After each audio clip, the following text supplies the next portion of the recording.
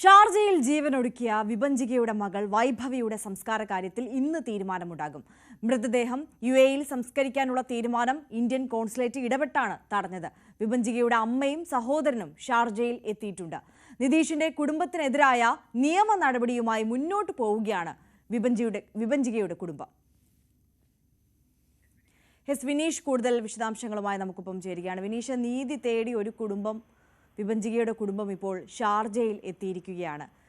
ഇന്നലെ കോൺസുലേറ്റിന്റെ ഭാഗത്തു നിന്ന് നിർണായകമായ ഒരു ഇടപെടൽ ഉണ്ടായതുകൊണ്ടാണ് മകൾ, ആ കുഞ്ഞ് വൈഭവിയുടെ സംസ്കാര ചടങ്ങ് മാറ്റിവെക്കാൻ സാധിച്ചത്. കുടുംബത്തിന് ഒരുപാട് ആശങ്കയുള്ള സാഹചര്യത്തിൽ കുടുംബത്തിന്റെ ആശങ്കകൾ പരിഗണിച്ചുകൊണ്ടാണ് അത്തരത്തിൽ ഒരു നടപടിയിലേക്ക് കടക്കാൻ കോൺസുലേറ്റ് തയ്യാറായത്. ഈ നിയമ നടപടി ഏത് തരത്തിലാണ് പുരോഗമിക്കുന്നത്? തീർച്ചയായും ആര്യ സൂചിപ്പിച്ചതുപോലെ തന്നെ ദുബായ് ഇന്ത്യൻ കോൺസുലേറ്റിന്റെ ഇടപെടലാണ് നിർണായകമായത്. സംസ്കാരം നടക്കാനുള്ള അവസാന ഘട്ടത്തിലായിരുന്നു ദുബായ് ഇന്ത്യൻ കോൺസുലേറ്റ് ഇടപെട്ടത്. അത് വളരെ പ്രധാനമായി. വിഭജികയുടെ ഭർത്താവായ നിതീഷ് വൈഭവിയുടെ മൃതദേഹം ഷാർജ ശ്മശാനത്തിൽ സംസ്കരിക്കാൻ തയ്യാറെടുക്കുന്ന സമയത്താണ് കോൺസുലേറ്റിന്റെ പ്രതിനിധികൾ അവിടേക്ക് എത്തിയത്.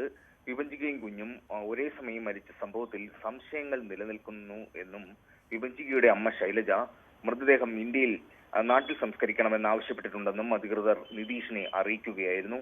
തുടർന്ന് സംസ്കാരം നടത്താതെ തന്നെ കുഞ്ഞിന്റെ മൃതദേഹം തിരികെ ആശുപത്രിയിലേക്ക് കൊണ്ടുപോയ സാഹചര്യമായിരുന്നു ഉണ്ടായത്. ഷാർജ അധികൃതരും ഇന്ത്യൻ കോൺസുലേറ്റും ചേർന്നുള്ള ചർച്ചകളിലൂടെയായിരിക്കും അന്തിമമായിട്ടുള്ള ഒരു തീരുമാനം ഉണ്ടാവുക. അതുവരെയും വൈഭവിയുടെ മൃതദേഹം ആശുപത്രി മോർച്ചറിയിൽ സൂക്ഷിക്കുമെന്നുള്ള അറിയിപ്പാണ് ബന്ധുക്കൾക്ക് ലഭ്യമായിരിക്കുന്നത്. വിഭജികയുടെ അമ്മ ശൈലജ ഷാർജ അധികൃതർക്ക് നൽകിയ പരാതിയിലാണ് ഉടൻ തന്നെ നടപടി ഉണ്ടായത്.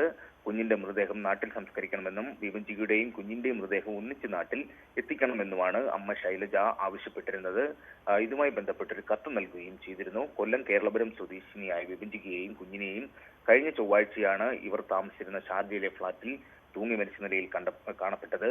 1.5 വയസ്സുകാരി വൈഭവിയെ കൊലപ്പെടുത്തിയതിനു ശേഷം വിഭജിക ജീവനെടുക്കുകയായിരുന്നു. ശ്വാസം മുട്ടിച്ചുള്ള മരണമെന്നാണ് വൈഭവിയുടെ പോസ്റ്റ്മോർട്ടം റിപ്പോർട്ടിൽ തന്നെ പറയുന്നത്. എന്നാൽ വിഭജികയുടെ പോസ്റ്റ്മോർട്ടം കഴിഞ്ഞതായി വ്യക്തതയില്ല.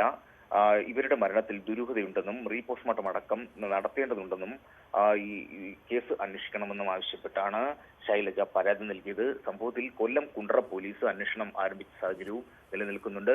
ഇവരുടെ മൃതശരീരം നാട്ടിലേക്ക് എത്തിക്കാനുള്ള വലിയ ശ്രമത്തിലാണ് കുടുംബാംഗങ്ങൾ. വിനീഷാണ് വിശദാംശങ്ങളുമായി നമുക്കൊപ്പം ചേർന്നത്.